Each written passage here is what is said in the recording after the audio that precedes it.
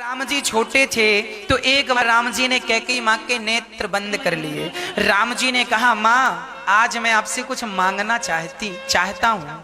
कैकेयी ने कहा, बेटा राम मांगो, तुम क्या चाहते हो? तब कहा, माँ मैं एक ही चीज चाहता हूँ, मैं एक ही चीज चाहता हूँ। हाँ बेटा, जब मैं राजा बनने लगूं ना माँ, तो मुझे वनवास भेज देना।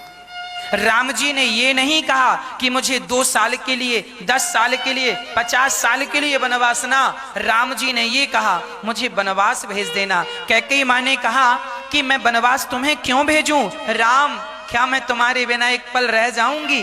क्या तुम्हें वनवास भेजकर मैं सुखी रहूंगी? क्या मैं तुम्हारे बिना जी पाऊंगी?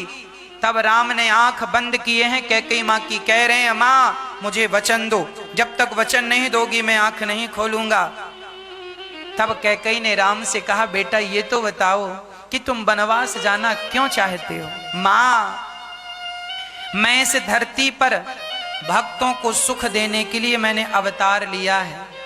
वनवास नहीं जाऊंगा तो मुझे लोग नहीं जानेंगे। राम जी वनवास जब गए तो केवल राम जी वनवास गए, और 14 साल में माता कैकेयी के कारण राम जी 14 साल में तप करके राम जी वापस नहीं आए। मर्यादा पुरुषोत्तम भगवान बन करके वो राम भगवान बन करके वापस आए। राम को भगवान बनाने में सबसे ज्यादा किसी का हाथ था तो कैकेयी माता का हाथ था। इसीलिए दोष न देना कैकेयी को।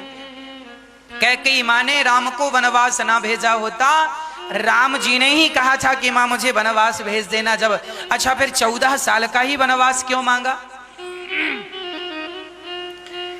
15 साल का भी तो माँ कह सकती थी कि वनवास दो, 16 साल का भी तो वनवास मांग सकती थी।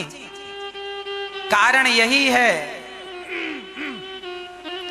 कि 14 साल का वनवास इसीलिए कि जब पिता राम को राजा बनाने लगे तो बेटा मुझे वनवास, राम जी ने कहा मां वनवास भेज देना। तो कैकेयी ने 14 साल के लिए क्यों?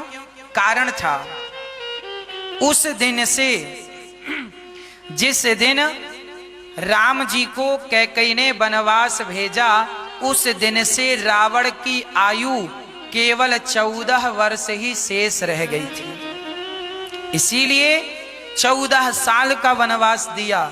और राम जी को वनवास जाने का एक दूसरा सबसे बड़ा कारण भी था कि अयोध्या का जो राज मुकुट था वो बाली के पास था। एक बार दशरथ जी अपनी कैकेयी को लेकर अर्थात पत्नी को लेकर जा रहे थे, रास्ते में बाली आ गया और बाली ने कहा, दशरथ जी हमसे युद्ध करो या तो अपना सिंहासन हमें दे दो, राज्य हमें दे दो।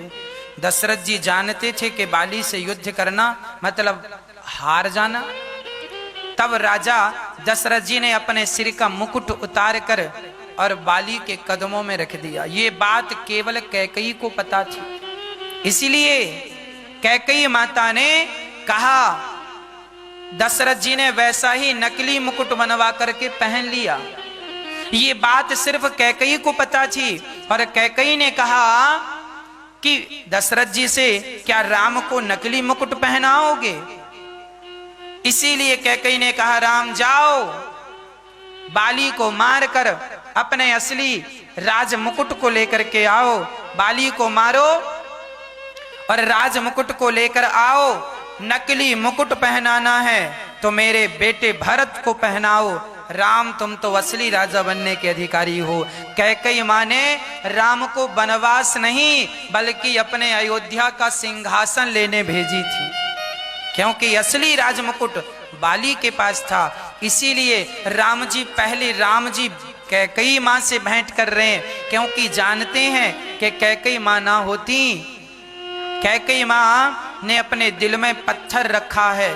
कैकेयी माँ ने अपमान सहा है, इतना अपमान सह करके तब कहीं जाकर राम का सम्मान बढ़ा है। अरे किसी की सफलता में किसी की विफलता भी होती है।